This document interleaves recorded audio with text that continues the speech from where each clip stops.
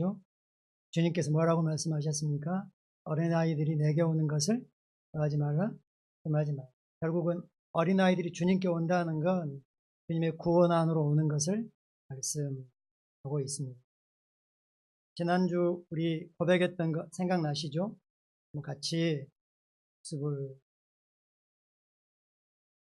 했습니다. 화면에 나와 있죠? 같이 복습하겠습니다. 자녀를 축복하는 마음으로 하겠습니다. 나는 잘합니다. 예수님을 주님으로 고백하고 부활하신 주님으로 믿는 우리 자녀는 그리스도 안에서 새로운 피조물입니다. 하나님이 맡기신 최고의 걸작품입니다. 말씀과 성령으로 기능하는 하나님을 사랑하는 예배자, 배워서 남주는 이웃을 사랑하는 자입니다. 하나님 앞에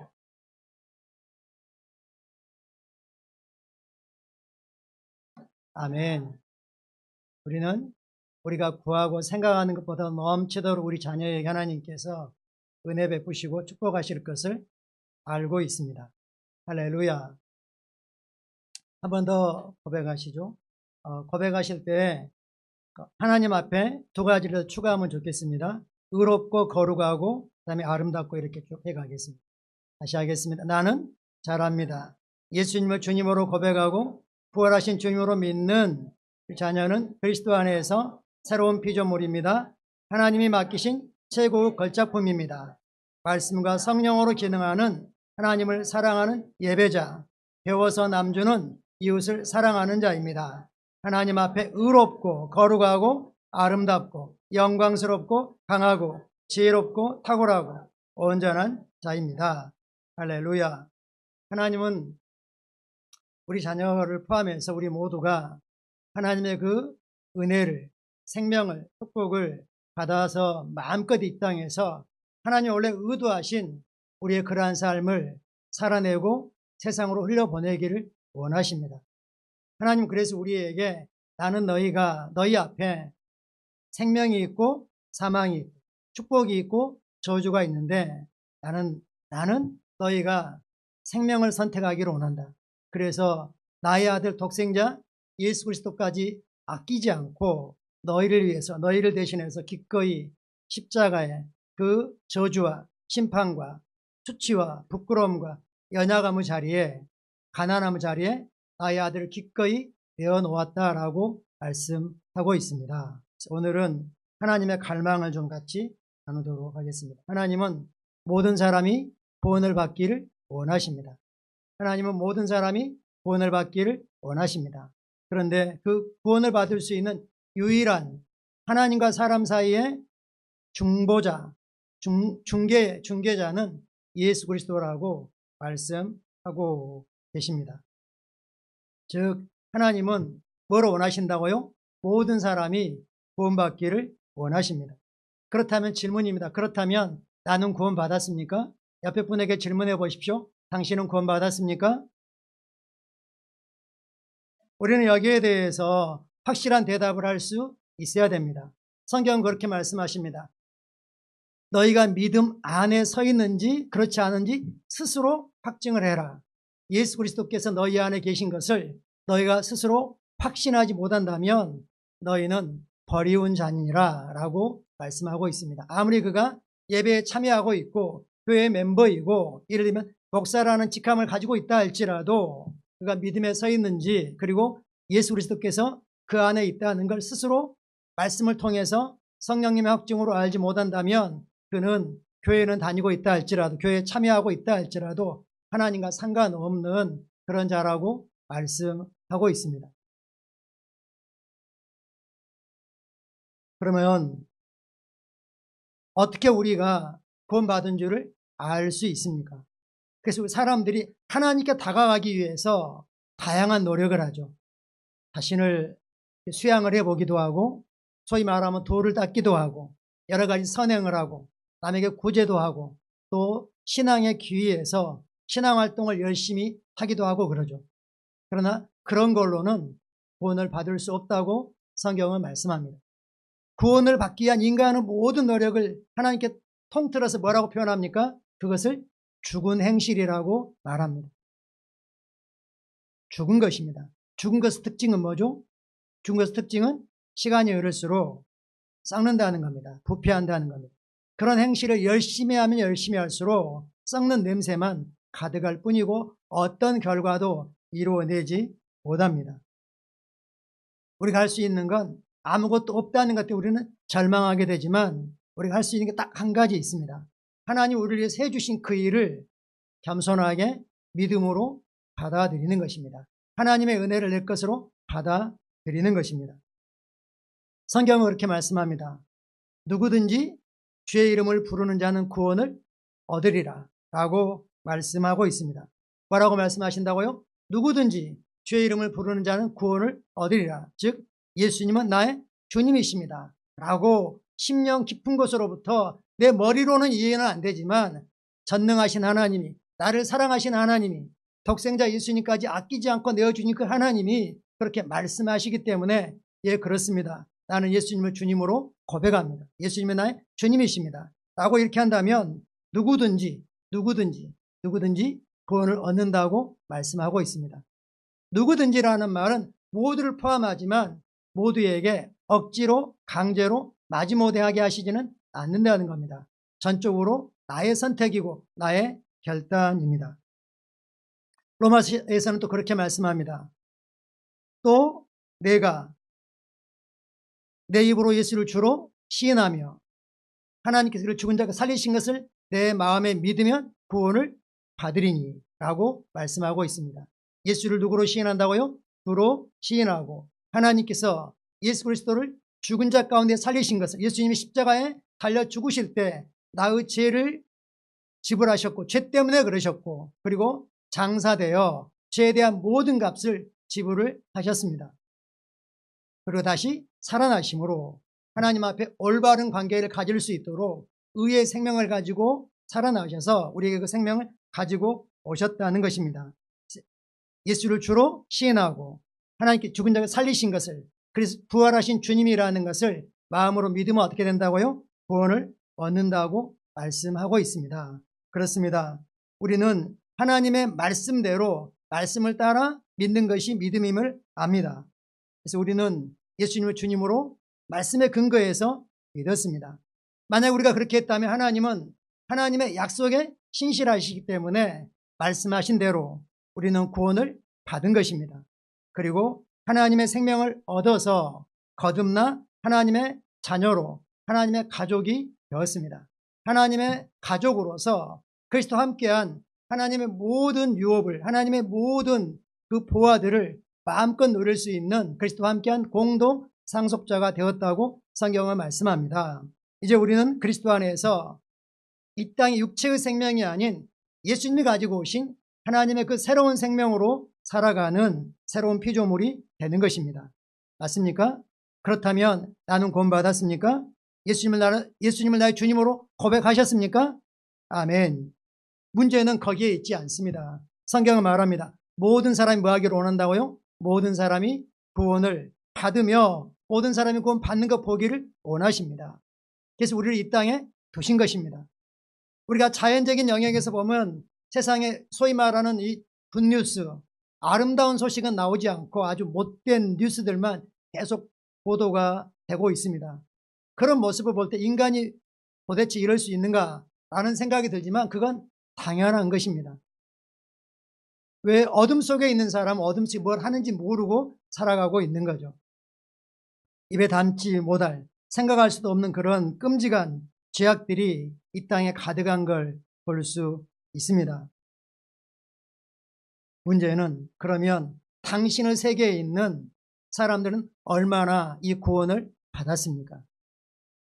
단지 나와 내 가족, 내 부모님, 내 형제간, 조카들 이 정도만 구원받은 것에 만족하고 있지는 않습니까? 성경은 말합니다. 모든 사람입니다. 나의 세계에 있는 모든 사람뿐만 아니라 그 세계를 넘어 있는 사람에게까지도 이 복음이 우리를 통해서 전달되어서 그들이 구원을 얻고 그 구원의 은총을 누리기를 원하십니다. 나의 세계에 있는 사람들, 그 너머는 우선 놔두더라도 나의 세계 안에 있는 사람들 얼마나 이 구원을 얻었습니까? 하나님은 말씀합니다. 모든 사람이 구원을 받으며 하나님은 한두 사람, 좀 더 많은 사람, 여기에 머물기를 원치 않으십니다. 뭐를 원하신다고요? 모든 사람이 구원을 얻으며 모든 사람입니다. 우리도 하나님의 마음을 가지고 모든 사람을 품기를 원하십니다. 온 세계 열방을 품기를 원하십니다. 그러나 그것은 우선 내 곁에 있는 그 한 사람을 심령에 품음으로 시작이 되는 것입니다. 내가 복음이 확실하게 서 있을 때 사람들은 나의 모습을 보고 복음 위에 견고하게 서게 될 것입니다. 아주 기본적인 복음의 진리를 모르기 때문에 사람들이 영적인 갈급함에 채워지지 않기 때문에 마치 하와가 이 잘못된 호기심 때문에 말씀을 의심을 했죠. 하나님의 신실함을 의심하고 불신하고 마귀 거짓말을 받아들였습니다. 우리 주위에 그런 사람이 지금도 많이 있습니다. 그 심령 중심에 하나님이 자리를 차지하기까지는 그 어떤 것으로도 만족되지 않기 때문에 영적인 호기심, 갈급함이 있다는 겁니다. 오직 그것은 예수님만이 채우실 수 있는 겁니다. 아멘. 그렇다면 나는 이 하나님의 사업에 모든 사람을 구원받게 하는 이 하나님의 비즈니스에 얼마나 참여하고 있습니까? 얼마나 관심이 있습니까? 그걸 위해서 얼마나 기도하고 있습니까? 영혼 구원을 위해서 얼마나 기도하고 있습니까? 선교체 일선에 나가서 정말 이 편안한 컴포트 존을 떠나서 그곳에 있으면 아이들도 더 많은 혜택을 누릴 수 있게 하고 더 좋은 환경에서 더 교육을 받게 할 수 있는데 그걸 떠나서 오지에서 이런 혜택이 없는 곳에서 헌신하고 있는 많은 복음의 일꾼들이 있다는 우리는 알고 있습니다. 그리고 우리 가운데서도 우리 자녀들 가운데서도 그런 사람들이 나오기를 우리는 원하고 있습니다. 맞습니까? 아멘. 아들이 셋이면 충분히 그 중에 한두 명은 보내실 수 있겠죠? 네. 아빠는 다 보내겠다고 끄덕끄덕 하십니다. 할렐루야. 꼭 선교지로 멀리 어디로 가야 되는 게 아닙니다. 사실은 이 도시가 선교의 사각지대이기도 합니다. 다른 말로 표현하면 나는 나의 재정을 모든 사람이 구원받는 여기에 얼마나 연관시키고 있냐 하는 겁니다. 돈은 어떻게 쓰이냐에 따라 그 세속적일 수도 있지만 거룩할 수도 있습니다. 돈이 없으면 선교도 못합니다. 우리나라에 소위 IMF로부터 구제금융을 받아야 되는 재정적인 어려움을 당했을 때 많은 교회들이 선교지에 보내는 선교비를 많이 줄이거나 끊었습니다. 본인이 선교를 하고 오신 담임 목회자라면 교회 예산을 다른 걸 줄이더라도 그러진 않았겠지만 많은 경우 그렇게 했다는 것입니다.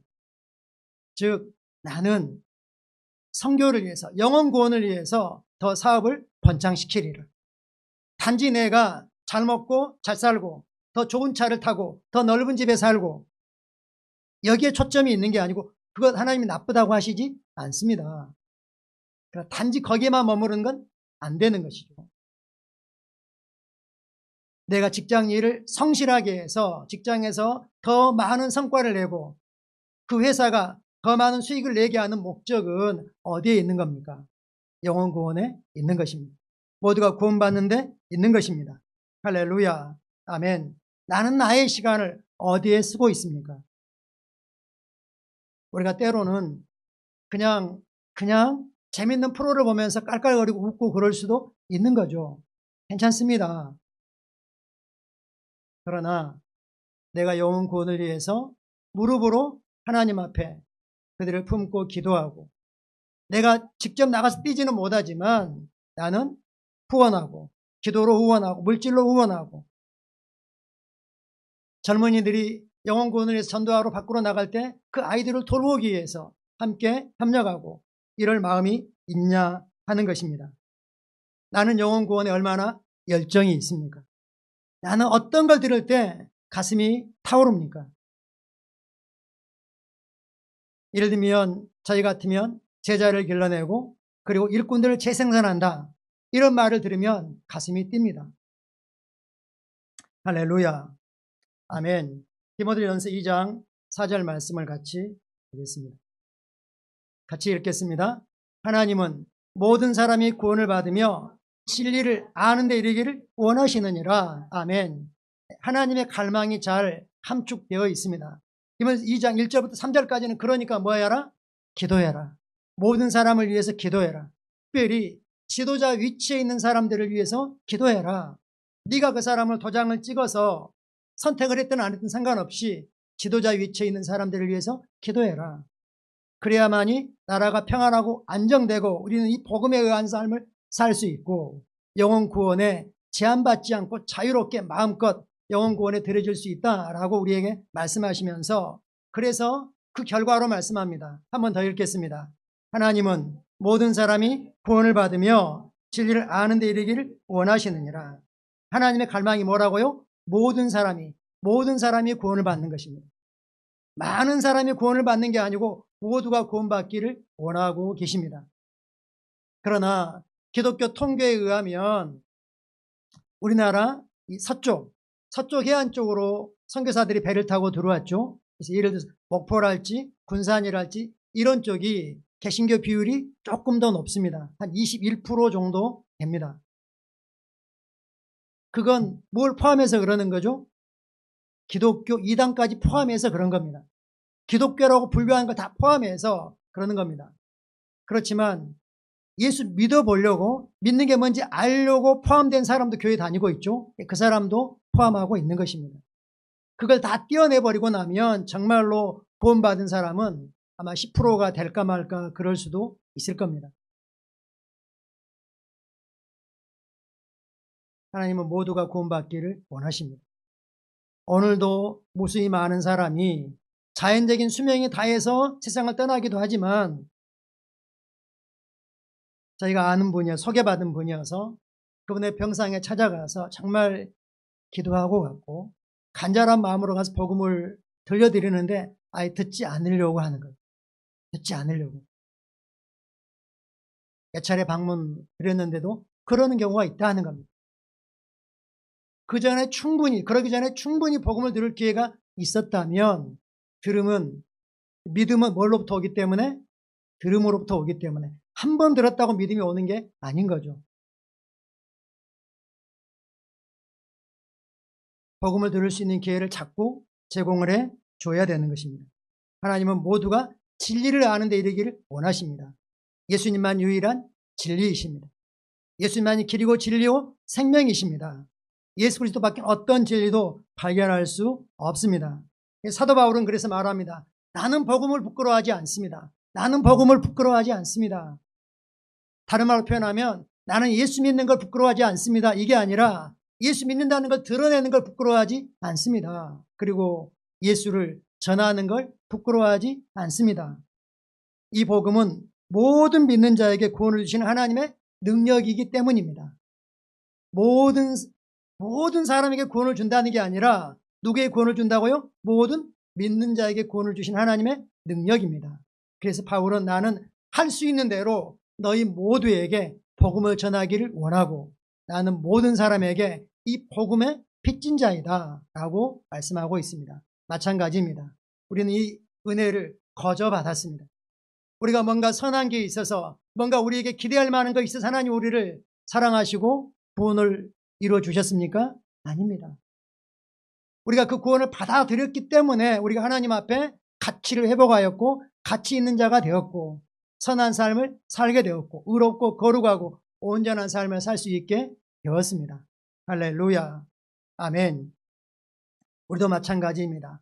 할 수 있는 대로 우리의 시간과 자원과 열정을 사용해서 한 사람에게라도 우리가 영향을 미칠 수 있는 한 사람에게라도 이 복음으로 그들을 축복하여서 정말 하나님이 주기를 원하시는 삶, 하나님 우리가 누리기를 원하는 그 풍성한 삶, 모든 하나님의 좋은 곳에 부족함이 없는 삶,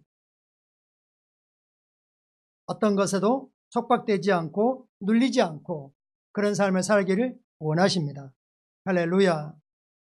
성경을 말씀합니다. 모든 사람이 구원받기를, 모든 사람이 구원받기를, 범위를 줄여서 나의 세계에 있는 모든 사람이 구원받기를, 그리고 그걸 넘어서 그 너머에까지 내가 접촉하는 모든 사람들이 구원받기를 하나님이 원하시는데 그건 누구를 통해서 하실 수 있는 겁니까? 나를 통해서 하실 수 있는 일입니다. 내가 아니면 다른 어떤 믿는 자도 접촉할 수 없는 사람들이 있습니다. 내가 기도해 주지 않으면 아무도 그에게 관심 갖지 않을 사람들이 있습니다. 최소한 우리는 그들에게 정확한 복음이 무엇인지 들을 수 있는 기회를 주어야 됩니다. 즉 그래서 누구든지, 즉 자신의 의지로, 자신의 선택으로 복음을 결단할 수 있는 기회를 줘야 됩니다. 정중하게 복음을 전하고 우리는 그렇게 말할 수 있습니다. 나는 분명하게 당신에게 진 빚을 갚았습니다. 그러므로 이제 당신이 만약에 오늘이라도 세상을 떠난다면, 예수 그리스도를 주님으로 고백하고 심령에 모셔드리지 않았다면 당신은 그리스도 없는 영혼으로 떨어지게 될 것입니다. 그곳에 가서 더 이상 하나님께 원망하지 못할 겁니다. 하나님이 당신을 구원하기 위해서 끊임없이 손을 내미셨고 손을 뻗치셨고, 그래서 나 같은 사람을 당신을 만나게 해서 이 복음을 듣게 했습니다. 그러면 당신은 더 이상 핑계할 수 없는 것입니다 라고 우리는 말할 수 있습니다. 2장 5절 이어서 읽어보겠습니다. 디모데서 2장 5절입니다. 같이 읽겠습니다. 하나님은 한 분이시요 하나님과 사람 사이의 중보자도 한 분이시니 곧 사람이신 그리스도 예수시니라. 아멘. 하나님과 사람 사이에 이 중보할 수 있는, 즉 우리를 하나님께로 연결할 수 있는, 하나님께로 데리고 갈 수 있는 분은 누구밖에 없다고요? 사람이신 예수라고 말씀했습니다. 하나님이신 예수 그리스도 예수라고 말씀하지 않고 사람이신 그리스도 예수라고 말씀하셨습니다. 즉 사람의 문제는 사람만이 해결할 수 있기 때문입니다. 하나님은 전능하시기 때문에 그냥 사람이 되지 않고도 우리 문제를 얼마든지 해결하실 수 있지만, 그러면 스스로 하나님의 법을 어기시는 게 되는 것입니다. 하늘은 하나님의 하늘이라도 땅은 사람에게 주셨고, 그리고 사람의 범죄의 문제는 사람만이 해결할 수 있는데 어느 누구도 의로운 사람이 없습니다. 성경은 모두를 죄 아래 있다고 선언하고 계십니다. 즉 의로우신 완전하신 하나님이 죄가 전혀 없는 그런 완전한 사람이 되셔야 했다는 겁니다. 그래서 우리의 중보자는 오직 예수 그리스도 한 분밖에 없습니다. 예수님의 그 어떤 걸로도 우리는 하나님께 나아갈 수 있는 길을 발견할 수 없다는 겁니다. 하나님 우리에게 가지고 오신 이 단순하고 쉬운 복음, 이걸 받아들이기를 거부하고 더 어려운 길을 찾고 있는 거죠. 우리가 소위 믿고 있는 이 기독교라고 하는 기독교는 종교 형태로 하면 다른 어떤 종교보다도 너무 가볍습니다. 소위 우리나라의 불교는 108 뭐가 있죠? 절하는 게 있고요. 또 천일 기도라는 게 있고요. 등등 그런 게 있습니다. 우리는 겨우 잘해야 몇몇 분들 40일 기도하셨다 그러고 겨우 그러는 거잖아요.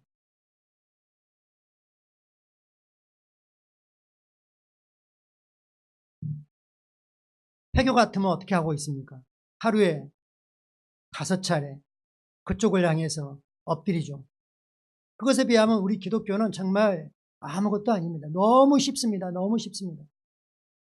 근데 믿음은 행위에 있는 게 아니고 우리 심령에 있는 것입니다. 영적인 것입니다. 하나님을 신뢰하고 말씀하신 그 하나님의 말씀을 믿는 것입니다. 할렐루야. 아멘. 그래서 예수님은 우리를 위해서 자신을 기꺼이 우리의 자리에 사람으로서 내어 주셨습니다. 그래서 뭐라고 합니까? 대속이라고 하는 것입니다. 우리를 대신해서 값을 지불하고 우리를 사셨다는 것입니다. 2장 6절 같이 읽겠습니다. 그가 모든 사람을 자기 대속물로 주셨으니 기약 이르러 주신 증거니라. 자신을 뭘로 주셨다고요? 대속물로 주셨습니다. 언제요? 십자가에서. 단번에 영원히 모든 사람을 위한 대속물로 자신을 어떤 대가도 우리의 희생도 요구하지 않고 거저 주셨습니다. 아멘. 즉 예수님이 우리가 되어서, 내가 되어서 나의 위치에서 내가 치러야 할 값을 지불하심으로 말미암아 우리에게 말씀하십니다. 네가 지불할 값은 아무것도 없어. 네가 할 일은 딱 한 가지야. 내가 했던 것을 받아들이기만 하면 돼.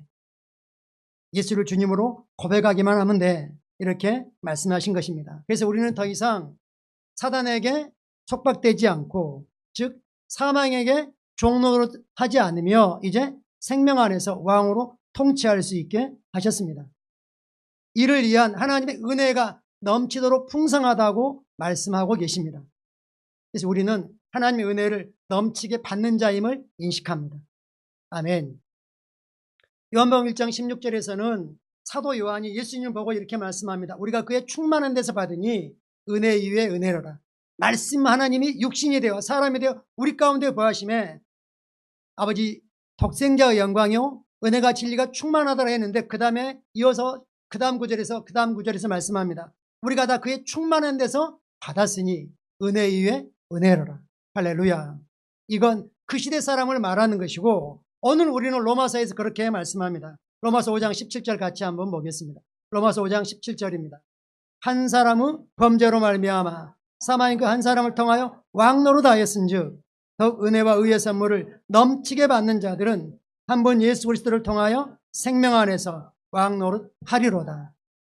한 사람 아담이 하나님의 말씀에 불순종하고 하나님의 신실함을 불신하고 하나님께 거역하고 대반역을 저지름으로 말미암아 그 범죄로 이제는 사망이 왕노릇 됐습니다. 그래서 대부분 사람들은 어디에 끌려가고 있는 것입니까? 죽을까 봐 두려워하는 거죠.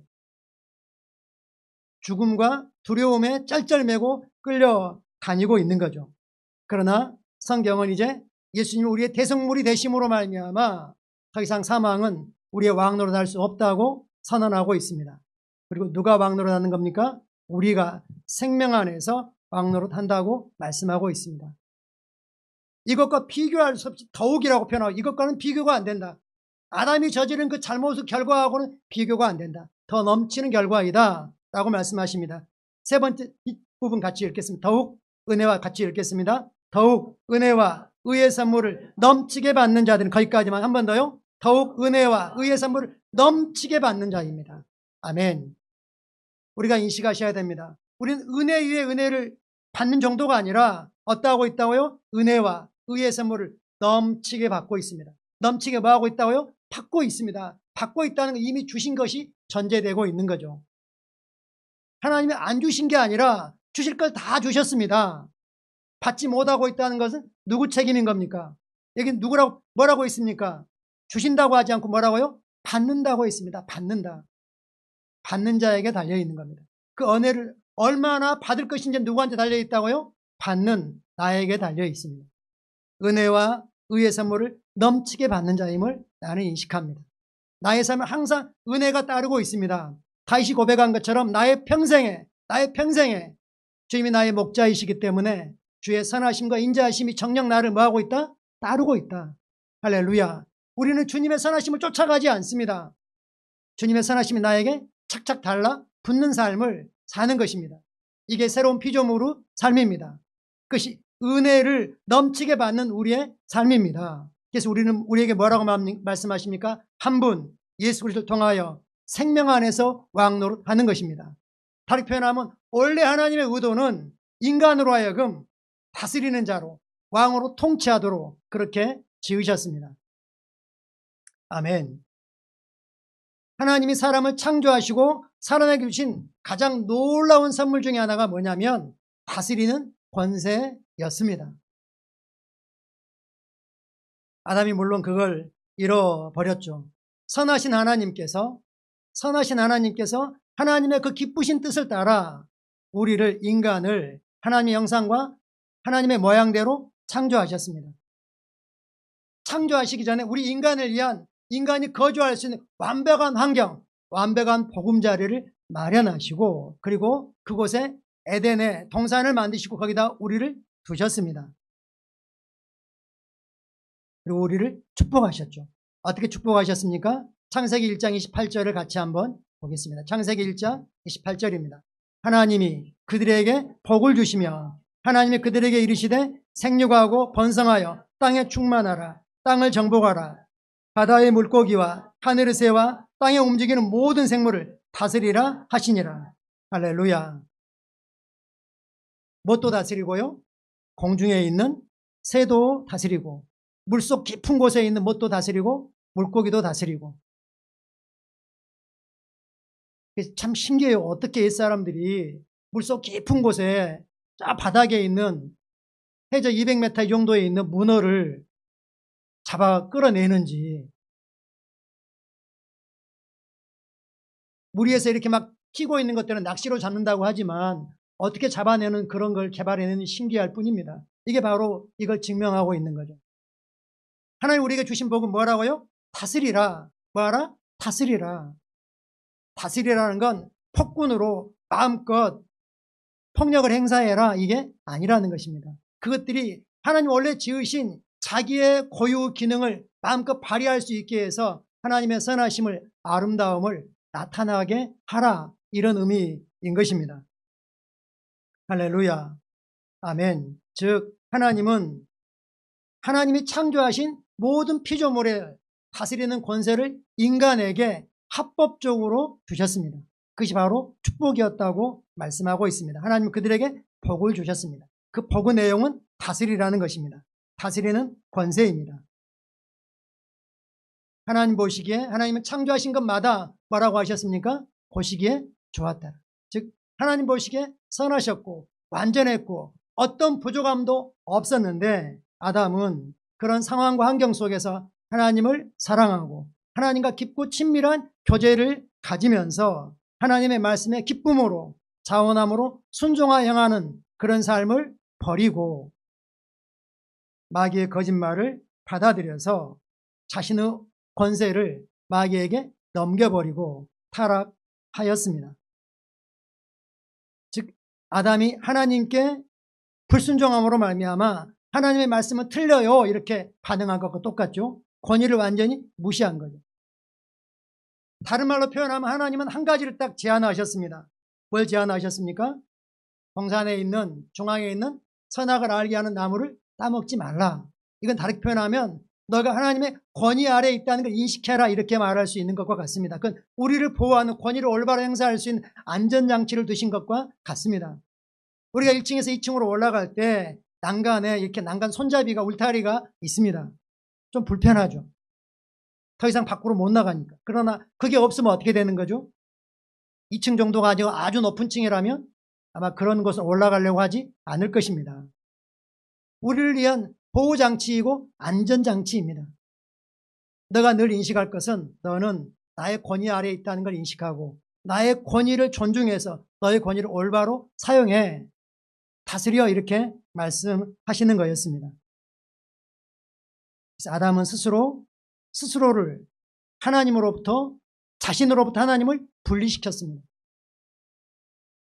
하나님 우리를 떼어낸 게 아니라 아담이 스스로 하나님을 떼어냈습니다. 그리고 사단에게 하나님이 합법적으로 주셨던 그 모든 권세를 넘겨버렸습니다. 그래서 이제 하나님이 보실 때 이 땅에 어떤 선한 사람도 없다는 것입니다. 로마서 3장 10절과 23절을 같이 한번 보겠습니다. 로마서 3장 10절입니다. 기록된 바 의인은 없나니 하나도 없으며 모든 사람이 죄를 범하였음에 하나님의 영광에 이르지 못하더니. 의인은 없으니 얼마나 없다고요? 하나도 없다. 우리식 표현으로 눈을 씻고 찾아봐도 하나님 앞에 올바로 설 수 있는 어떤 껄낌도 없이, 어떤 부끄러움도 없이, 어떤 정죄감도 없이 당당하게 설 수 있는 사람은 아무도 없다. 그래서 성경은 선언합니다. 모든 사람이 어떻게 했다? 죄를 범하여서 하나님의 영광에, 즉 하나님의 임재에 나갈 수 없게 되었다라고 말씀하고 있습니다. 즉 아담이 언제 이 권세를 넘겨줬습니까? 누가복음은 의사인 누가가 기록을 했죠. 그는 상당히 과학적으로, 합리적으로 통찰을 하면서 그걸 기록을 했는데 어느 누구보다도 더 영적인 내용으로 기록을 하였습니다. 누가복음 4장 6절에 마귀가 시험했을 때 이렇게 예수님을 유혹을 합니다. 너가 나에게 절해라. 나에게 경배해라. 그러면 이걸 너에게 주겠다라면서 이렇게 말합니다. 같이 읽겠습니다. 이르되 이 모든 권위와 그 영광을 내가 내게 주리라. 이것은 나에게 넘겨준 것이므로 내가 원하는 자에게 주노라. 하나님은 마귀에게 어떤 권세도 능력도 주신 적이 없습니다. 누가 넘겨줬다는 거죠? 그가 내게 넘겨준 것이다. 넘겨준 것이다. 여기에 대해 주님이 더 틀린 말이다 이렇게 말씀하지 않으셨어요. 누가 넘겼습니까? 아담이 범죄할 때. 하나님의 말씀에 불순종하여 하나님을 거역할 때 이 일이 일어난 것입니다. 그때부터 사단이 왕노릇하게 되었습니다. 죄로 말미암아 사망이 들어왔고 사망에 이르는 각종 질병과 온갖 사고와 재난과 저주가 우리에게 들어오게 된 것이죠. 아담 한 사람을 통해서 그때부터는 사망이 지배를 하였습니다. 그래서 모든 사람이 평생 이 죽음이라고 하는 두려움에 쩔쩔매면서 종로다하며 살아가고 있다고 성경은 말씀합니다. 모든 사람은 이 죄로 말미암아 전적인 타락에 던져졌을 뿐만 아니라 그로 말미암아 사람뿐만 아니라 하나님 지으신 모든 피조물, 식물과 동물과 모든 자연이 고통 가운데 신음하고 있음을 성경은 말씀하고 있습니다. 로마서 8장에 모든 피조물들이 하나님의 아들들이 나타나기를 정말 기다리고 있습니다. 내가 하나님의 아들들 맞습니까? 예수를 주님으로 고백한 모든 사람 하나님의 자녀이고 하나님의 아들들입니다. 아멘. 로마서 8장 19절부터 22절까지 이렇게 말씀합니다. 로마서 8장 19절부터 읽어보겠습니다. 피조물이 고대하는 바는 하나님의 아들들이 나타나는 것이니 피조물이 허무한데 굴복하는 것은 자기 뜻이 아니 오직 굴복하신 이로 말미암아. 피조물이 지금 뭐하고 있다고요? 허무한데 굴복하고 있다. 헛된 것에 굴복하고 있다. 피조물도 지금 고통당하고 있다. 얼마 전까지만 해도 아름다운 벚꽃이 가득 피어 있었습니다. 꽃은 아름답지만 나무를 보면 거기에 벌레가 나무를 파먹고 있고 어떤 부분은 병들어 있고 이런 것들을 볼 수 있습니다. 꽃을 아름답게 피우면서 속으로는 나 지금 힘들어요, 괴로워요 이렇게 소리치고 있다는 겁니다. 21절 읽겠습니다. 그 바라는 것은 피조물도 썩어짐의 종로라는 데서 해방되어 하나님의 자녀들의 영광의 자유에 이르는 것이라. 피조물이 다 이제까지 함께 탄식하며 함께 고통을 겪고 있는 것 우리가 아느니라. 아멘. 피조물도 지금 뭐하고 있다고요? 썩어짐에 촉박되어 있다. 부패와 타락 때문에 고통당하고 있다. 거기서 풀려나기를 원하고 있다. 누가 나타날 때 그렇게 될 수 있다고요? 모든 사람이 구원을 받아 하나님의 아들들이 될 때 그런 일이 일어나게 될 것입니다. 그러면 우리는 그런 차원에서 잠시 격가지로 나가서 하나님 우리에게 주신 이 자연을 사랑하고 축복합니다. 그래서 가능하면 폐기물도 덜 나오도록 사용을 하고 물건을 버릴 때도 재활용할 수 있는 건 다시 재활용할 수 있도록 오염된 게 아니라면 온전하게 큰 종이만 버리는 게 아니라 작은 종이 조각도 재활용 종이로 이렇게 버리면 어차피 종이를 가서 분쇄해서 하기 때문에 재활용할 수 있는 겁니다. 피조물로 탄식하는 소리가 들리십니까? 말씀을 통해 우리는 들을 수 있습니다. 언제 그것이 끝나는 겁니까? 하나님의 갈망대로 모두가 구원받을 때, 한 사람 한 사람이 구원받을 때 그의 세계가 변하는 것입니다. 할렐루야. 아멘. 원래 사람은 어떻게 지어졌다고요? 하나님의 형상과 모양대로, 즉 존귀한 존재로 창조되었습니다. 그래서 하나님을 사랑하고 영이신 하나님과 친밀하게 교제하면서 하나님 주신 권세를 사용하여 영으로서 우리에게 맡기신 모든 것을 다스려서 하나님의 뜻을 선하심을 나타내게 하셨고 하나님과 함께 영원히 살 수 있는 존재로 만들어 주셨는데 아담은 타락으로 말미암아 죽을 수밖에 없는 존재가 되었습니다. 죽을 수 없는, 영원히 살 수 있는 존재가 죽을 수밖에 없는 존재가 되었다고 성경은 말씀하고 있습니다. 창세기 2장 16절 17절에 이렇게 말씀하시죠. 여호와 하나님이 그 사람에게 명하여 이르시되 동산 각종 나무 열매는 내가 임의로 먹되 선악을 알게 하는 나무 열매는 먹지 말라. 내가 먹는 날에는 반드시 죽으리라 하시니라. 뭐라고요? 반드시 죽으리라. 반드시 죽으리라. 아담이 죽었습니까? 안 죽었습니까? 자연적으로는 여전히 살아 있었죠. 뭐가 죽었습니까? 원래 사람은 하나님의 형상대로 지으셨다 그랬습니다. 뭐로 지으셨다고요? 하나님의 형상대로. 예수님이 하나님이 어떤 분인지를 정확히 우리에게 확인시켜 주셨어요. 하나님은 누구시다고요? 하나님은 영이시다. 즉 영적인 생명이, 즉 아담은 영적으로 죽었습니다. 그 영이 하나님으로부터 끊어졌고 사단에게 결합했다는 것입니다. 즉 사단의 본성을 갖게 되었고 죄의 본성을 가진 타락한 존재가 되어버렸습니다. 반드시 죽으리라. 우리가 인식할 건 사람은 영입니다. 사람 누구라고요? 영입니다. 모든 자연적인 게 다 채워져도 그걸로 만족하지 못하죠. 지금은 그런 집이 없지만 옛날에는 아주 사골사 단칸방에 살다가 그 사람들은 소박한 꿈 중에 하나는 뭡니까? 중간에 미닫이 문이 있는 방 두 개가 하나로 되어 있는 옛날에 그 상하방이라고 있어요. 그런 방으로 옮기는 거. 그런 꿈이, 근데 그 채워지면 또 그 다음에 어떻게 만족하지 못하는 거죠. 왜요? 영적인 존재이기 때문에 그렇습니다. 동산에 있는 모든 나무는 네 마음대로 먹어라. 마음껏 먹어라. 아마 아담과 하와가 거기에 있는 모든 실과를 몇 프로나 구경했는지 모르겠습니다. 몇 개 하지도 않고 누릴 수 있는 게 엄청나게 많은데 하지 말라는데 호기심을 갖는 거죠. 먹는 날에는 반드시 죽으리라. 하나님의 선하심을 이렇게 표현하신 거였습니다. 나는 너가 생명을 선택하기를 원한다. 너가 저주가 아닌 축복을 선택하기 원한다 라는 표현으로 이렇게 말씀하신 겁니다. 아멘. 인간의 상태는 그래서 혈과 육의 존재가 되어버렸습니다. 영적인 존재로 더 이상 기능하지 못하고 어떤 존재가 됐다고요?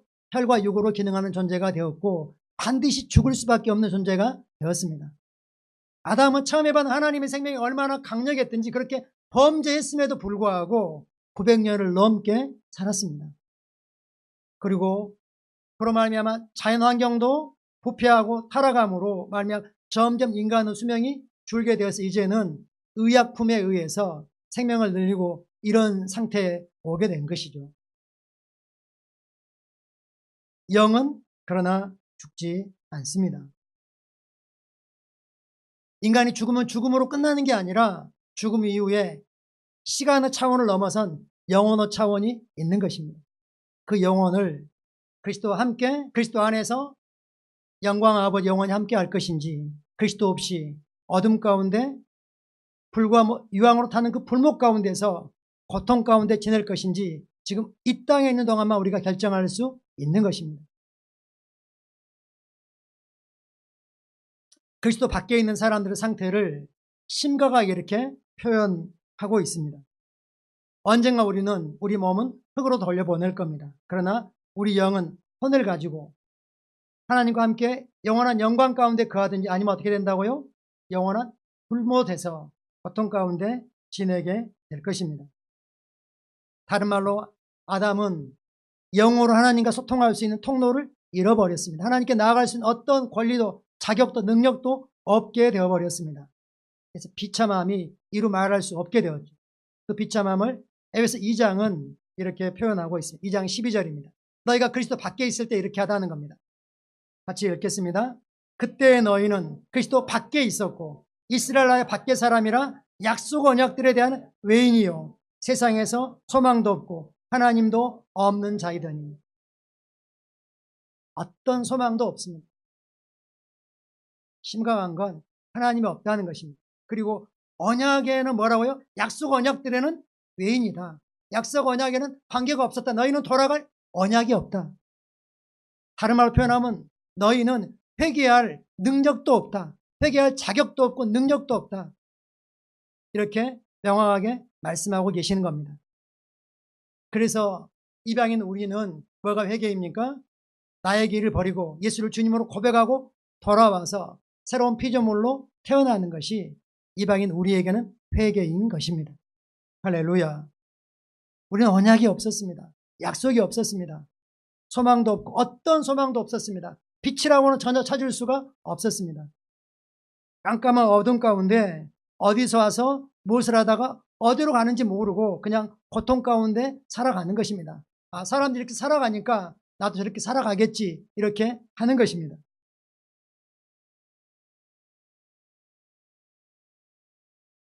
그래서 하나님께서 우리에게 찾아오시는 노력을 끊임없이 하셨습니다.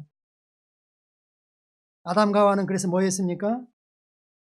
범죄하고 난 후에 무화과 나무 잎을 엮어서 치마를 만들었습니다. 뭘 만들었다고요? 치마를 만들었습니다. 원래 남자도 못 입고 살았어요?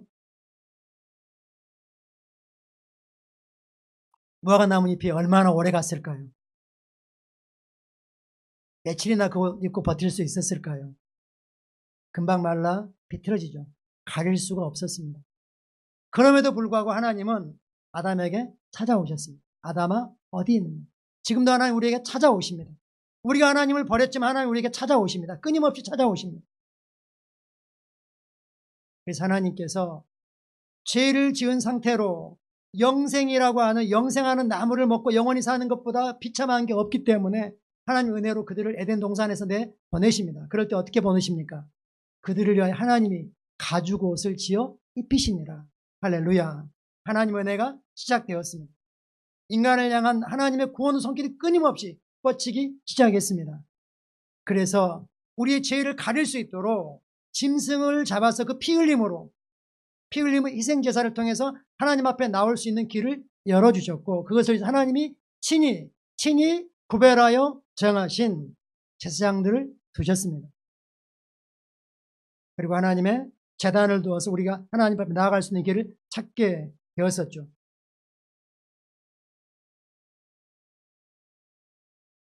그러기 전에 우리 인간은 어떤 상태에 있습니까? 하나님의 미워하시는 자라고 성경을 말씀합니다. 너희가 누구냐라고 말하면 이렇게 말씀합니다. 로마서 8장은 이렇게 말씀합니다. 제가 그냥 인용하겠습니다. 로마서 8장에 유대인들에게 말했습니다. 예수님이 누구에게 말했다고요? 유대인들에게. 누구보다도 종교적인 사람들에게, 하나님 잘 믿고 있다고 하는 사람들에게 말씀하셨습니다. 너희는 너희 아비 마귀에서 났다. 하나 표현하면 마귀가 너희 아버지고 너희는 마귀 새끼들이다. 그는 처음부터 살인한 자고 거짓을 자기 것으로 말하고 있다. 그리스도 밖에 있는 모든 사람은, 하나님은 그렇게 말씀합니다. 누구 자식이라고요? 마귀의 자식이다. 너희가 인정하든 인정하지 않든 그들은 마귀 자녀이다. 원래 하나님의 형상대로 지어진 그 존귀한 존재가 마귀 종이 되어서 마귀에 속박당하고 고통당하고 있는 하나님은 그대로 보고 계실 수 없습니다. 그래서 뭐 하셨습니까? 자기 아들 독생자를 우리에게 보내주셨습니다. 아멘. 우리가 잘 아는 말씀 요한복음 3장 16절 같이 보겠습니다. 하나님이 세상을 이처럼 사랑하사 독생자를 주셨으니 이는 그를 믿는 자마다 멸망하지 않고 영생을 얻게 하려 하심이라.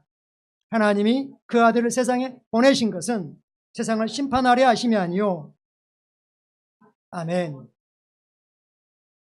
그래서 우리가 전하는 복음 중에 옛날에 아주 단순하게 예수 천당, 불신 지옥 이렇게 말했죠. 예수님 와서 우리를 지옥으로 보낸 겁니까? 아닙니다. 멸망한 길로 가고 있는 우리를 뭐하기 위해서? 구원하기 위해서 예수님이 사람의 몸을 입고 완전한 사람으로 오신 것입니다.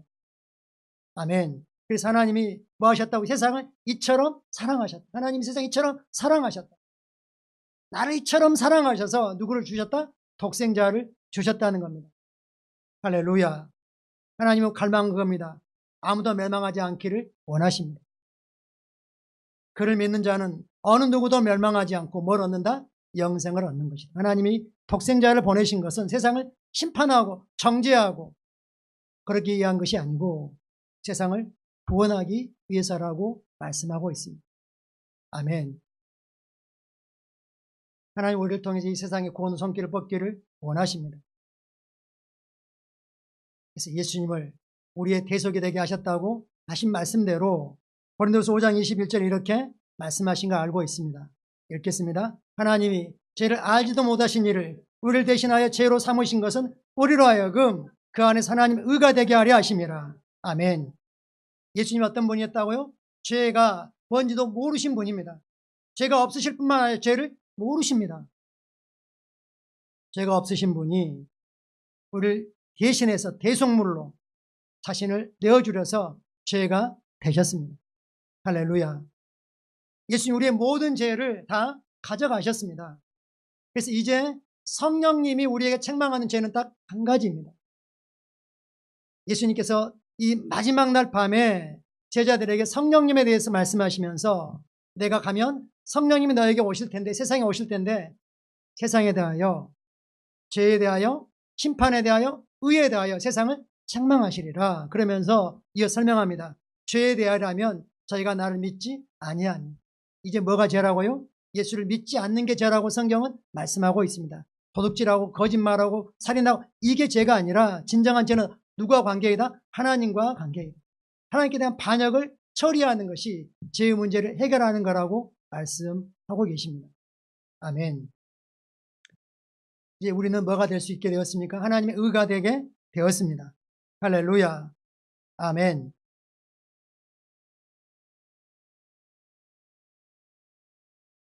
그래서 우리가 힘써 알아야 될 것은 우리의 구원주 대신, 중보자 대신, 속죄물이 대신, 대속이 대신 예수 그리스도를 아는 것입니다.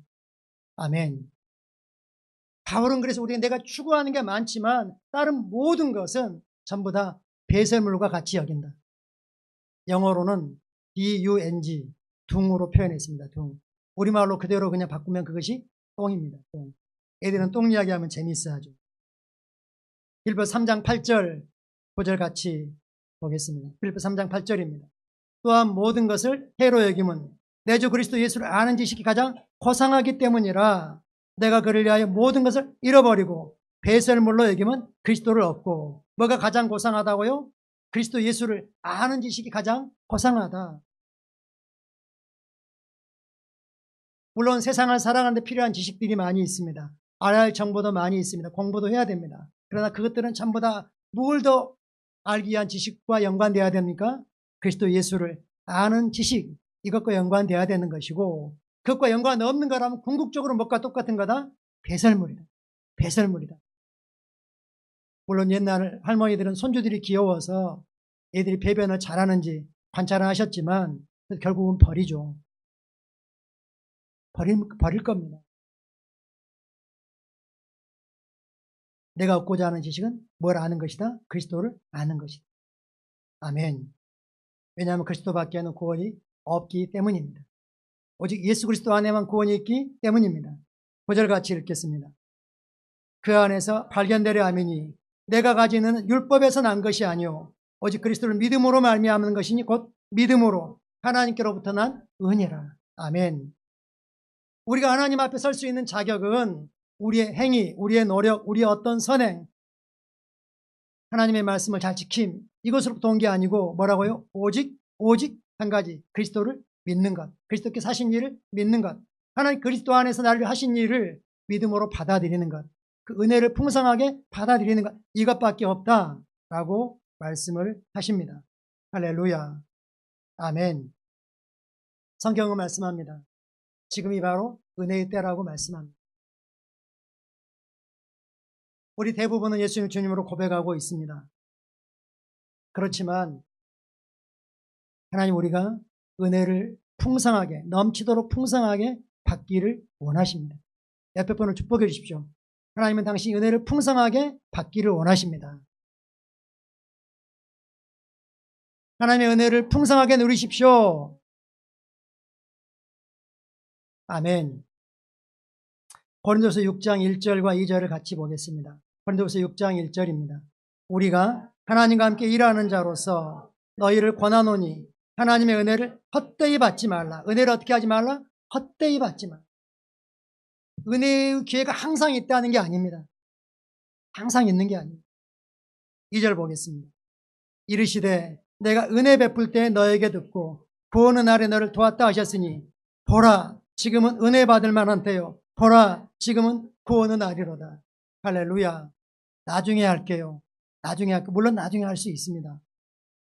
그러나 우리 편에서는 그에게 나중에 할 수 있는 자유를 줘야 되지만 듣는 그 입장에서는 나중에 보장되지 않을 수도 있는 겁니다. 성경은 말합니다. 보십시오. 보십시오. 지금이 은혜 받을 때입니다. 지금보다 은혜 받을 만한 다른 좋은 때가 없습니다. 지금입니다. 보라, 지금이 바로 보는 날입니다. 라고 말씀하고 있습니다. 할렐루야. 아직 개인적으로 예수 그리스도를 주님으로 고백하지 않았다면 지금이 바로 그때입니다. 아멘. 디모데전서 2장 4절 다시 한번 읽겠습니다. 하나님은 모든 사람이 구원을 받으며 진리를 아는 데 이르기를 원하시느니라. 아멘. 여기다 이렇게 마음으로 읽어도 되시는 거죠. 하나님은 나의 세계에 있는 모든 사람이 구원을 받으며, 나의 세계에 있는 모든 사람이 구원을 받으며, 그리고 거기에 머무르지 않고 그 너머에까지 있는 모든 사람이 구원받기를 원하시며, 모두가 참 진리를 아는 데 이르기를 원하신다라고 말씀하고 있습니다. 할렐루야. 아멘. 우리 모두가 다 예수님을 주님으로 고백하고 하나님께 그분을 죽은 자 가운데서 살리신 분으로 믿는 줄로 압니다. 그렇지만 성경은 다시 말합니다. 너희가 믿음에 있는가? 너희 자신을 스스로 시험하고 확증해 봐라. 예수 그리스도께서 너희 안에 계시지 않는다면 너희는 버리운 자니라 라고 말씀합니다.